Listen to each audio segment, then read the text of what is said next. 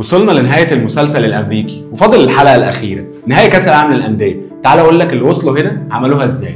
أول فريق باريس بطل أوروبا دخل البطولة بصوت عالي.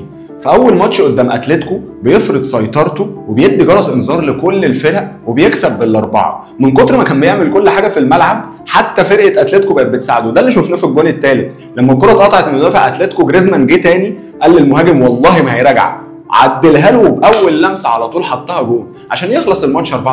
باريس قدام بوتافوجو، باريس بيدخل الماتش عايز يخلص، عايز يصعد بدري، لكن بيقابل مفاجأة. بوتافوجو بيكسب 1-0، وده بالمناسبة الجون الوحيد اللي دخل جون باريس لحد دلوقتي خلال البطولة. كده بنخش على الماتش الثالث قدام سياتل، فريق على قد الايد زي ما بيقولوا. باريس بيخلصها بدري بجونين عشان يصعد باريس كأول مجموعته ويقابل انتر ميامي في دور ال16. انتر ميامي اللي شفناها تحولت في المجموعات لفريق قوي بيقابل باريس، ولكن باريس بينصب السيرك بدري بيخلص الموضوع على طول وبيكسب برضه برباعيه عشان يصعد باريس لدور الثمانية ويقابل البايرن في نهائي مبكر. ضربوا في بعض كده، عملوا ماتش كبير جدا.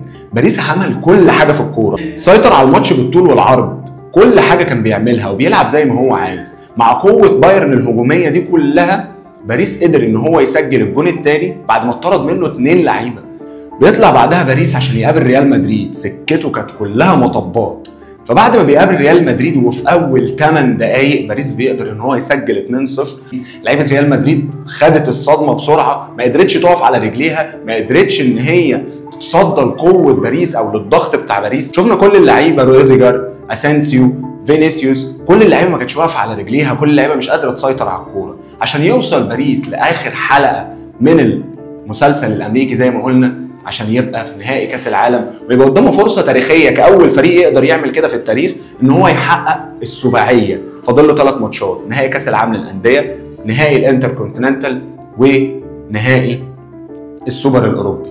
نيجي بعد كده للفرقه الثانيه تشيلسي اللي بدأ البطولة بيتسحب واحدة، بيقابل لوس أنجلوس فبيكسب 2-0 عشان يطلع للماتش الثاني ويقابل فلامينجو، وبالفعل بيترابيزه ويكسب 3-1. الناس بتشوف ان فلامينجو بعد ما كسبت تشيلسي خلاص تشيلسي ممكن تودع في اي وقت، لان على الجانب الثاني كان برضو الترجي كسب، فكان شايفين ان ممكن اصلا تشيلسي ما يتصعدش للدور الثاني.